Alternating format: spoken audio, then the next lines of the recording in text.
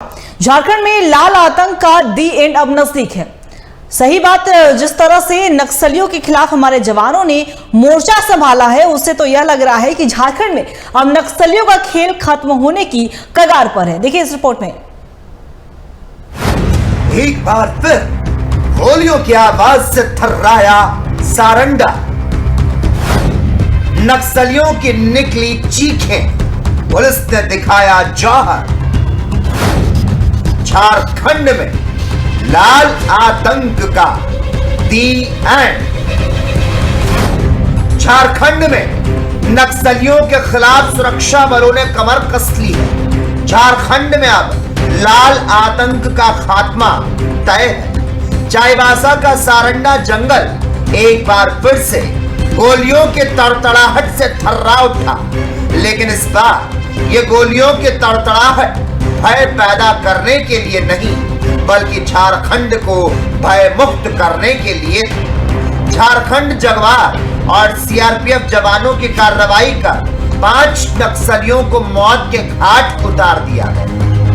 मारे गए नक्सलियों में इनामी नक्सली भी शामिल है। इस कार्रवाई के बाद सर्च ऑपरेशन में कई हथियार और दैनिक इस्तेमाल के सामान बरामद किए गए। इस कार्रवाई ने झारखंड में नक्सलियों को अपाहिज कर दिया। ज्यादा समय से हम लोग लगातार जो भाकपा माओवादी हैं उनके विरुद्ध अभियान संचालित कर रहे हैं, और इसी क्रम में कल जो अभियान संचालित हुआ उसमें सुरक्षा बलों को एक विशेष सफलता प्राप्त हुई है। और आज हम लोग पूरे पुलिस मुख्यालय के, विशेषकर पुलिस महानिदेशक महोदय के कृतज्ञ हैं कि उन्होंने स्वयं यहाँ उपस्थित होकर इस अभियान में लगे हुए सभी बलों का हौसला बढ़ाया है। जो भी वहाँ पे माओवादी बचे हुए हैं कि वो अगर हिंसा का रास्ता छोड़ते हैं और अगर मुख्यधारा में शामिल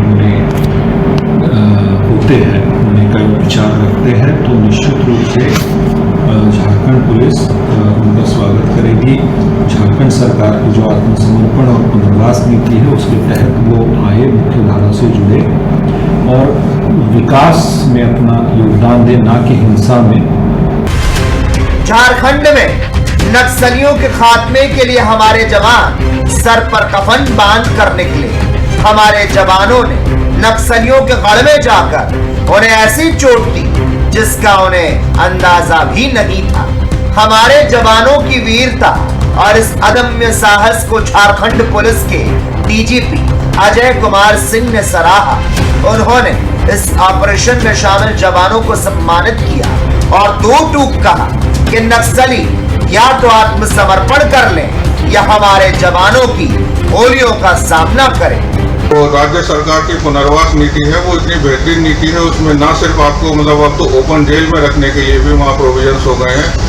आपके बाल बच्चों को पढ़ने के लिए पैसा दिया जाता है, आपको घर बनाने के लिए भी पैसा राज्य सरकार देती है, जमीन खरीदने के लिए देती है, आपको इलाज कराने के लिए भी पैसा मुहैया कराती है। तो कहने का मतलब इन टोटलिटी एक बहुत ही अच्छा और एक आकर्षक पैकेज है, तो उसको सबको अवेल करना चाहिए।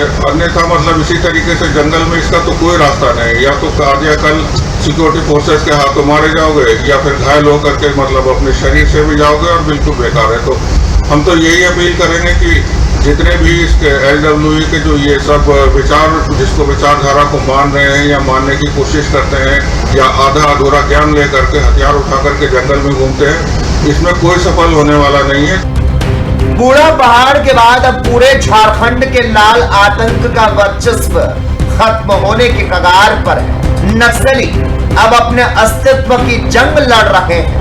हमारे जवान सर पर कफन बांधकर नक्सलियों के खात्मे के लिए निकल चुके हैं। झारखंड में अब अगर किसी का वर्चस्व रहेगा तो बस इस देश का संविधान मानने वालों का रहेगा। Bureau report, TV 45। व्यवस्था की मार की खबरें झारखंड में आम सी हो गई है। नजर फेरो, अनियमितता और लापरवाही की मार झेलती हुई नजर आती है झारखंड की भोली भाली जनता।